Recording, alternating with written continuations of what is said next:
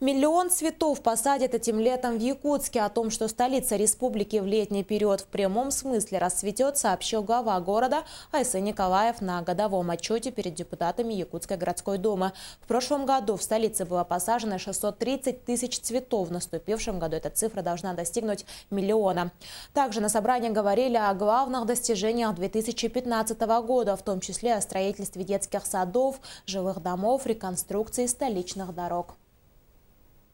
Мы выполнили все планы по строительству социальных объектов.